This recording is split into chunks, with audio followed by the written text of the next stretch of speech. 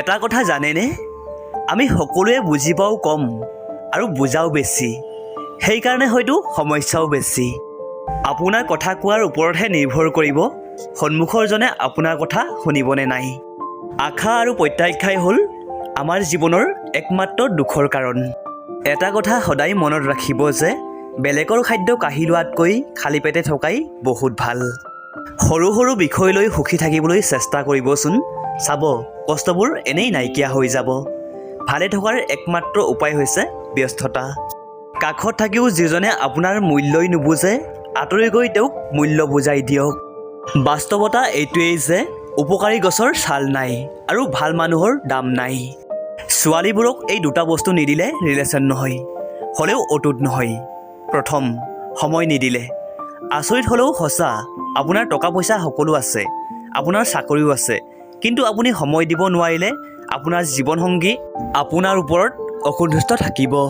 আজিকালি প্ৰায়ে দেখা যায় মানুহজনে টাইম নিদিয়াৰ বাবে বহুতো সম্পৰ্ক ভাঙি যায়। দ্বিতীয়টো হৈছে তাইৰ মতামতক গুৰুত্ব নিদিলে। সকলোৱে বিচাৰে যে জীৱনসংগীজনে তেওঁৰ মতামতক গুৰুত্ব দিয়ক, সন্মান দিয়ক। আচলতে দুয়োজনেই দুয়োজনৰ মতামতক গুৰুত্ব দিব লাগে। জীৱনসংগী হিচাপে দুয়োজনেই দুয়োজনক সন্মান দিয়া, অলপ সময় দিয়া, গুৰুত্ব দিয়া, এনেবোৰ থকাটো প্ৰয়োজনীয়। এনে নহয় যে প্ৰত্যেক সময়তে আপুনি সময় দিবলৈ গৈ যাতে মূল্যৱান কামটোক পিছ পেলাই দিয়ে।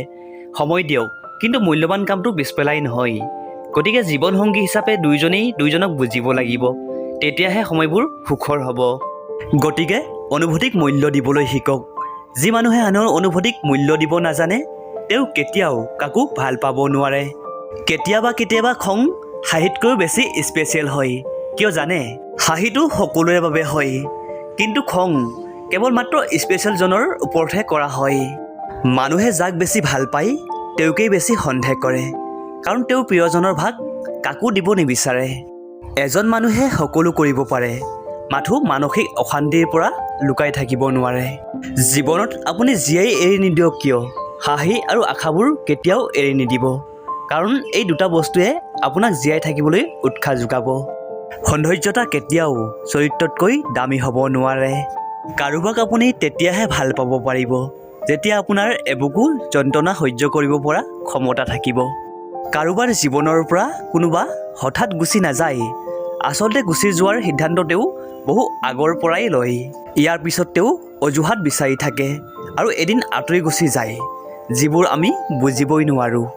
আগতে মানুহে মিছা কথা ক'বলৈ ভয় খাইছিল, পাপ হ'ব বুলি, আৰু এতিয়া মানুহে সঁচা কথা ক'বলৈ ভয় খায়, বিপদ হ'ব বুলি। জীৱনত কিছুমান প্ৰশ্নৰ উত্তৰ কেতিয়াও পোৱা নাযায়, আৰু কিছুমান ভুল কেতিয়াও শুধৰাব নোৱাৰি, আৰু কিছুমান যন্ত্ৰণা থাকে যিবোৰ কাকো ক'ব নোৱাৰি। কোনোবাই আঘাত দিলে দুখ নকৰিব, এইকেইটা কাম কৰিব। নিজৰ ওপৰত বিশ্বাস ৰাখিব সদায়। নিয়তিয়ে যি কৰে আপোনাৰ ভালৰ কাৰণেই কৰে। ভাল কৰ্মৰ মাজত নিজকে ব্যস্ত কৰি ৰাখিবলৈ চেষ্টা কৰিবচোন। ভগৱানক স্মৰণ কৰিব, ভাল মানুহৰ লগত সময় কটাব। মাৰ লগত বন্ধুত্বপূৰ্ণ সম্পৰ্ক গঢ়ি তুলিব, কাৰণ এই পৃথিৱীত মা একমাত্ৰ ব্যক্তি যি আপোনাক নিস্বাৰ্থভাৱে ভাল পায়।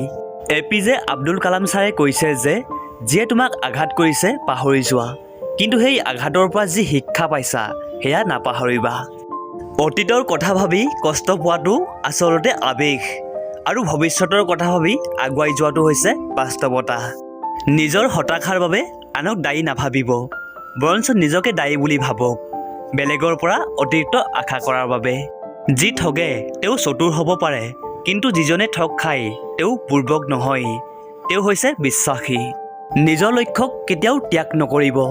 কামটো যদি সহজেই হ'ল হয় তেতিয়াহ'লেতো সকলোৱে কৰিলহেঁতেন। সফলতাৰ আগত দক্ষ হ'বলৈ চেষ্টা কৰক, সফলতা নিজেই আহিব।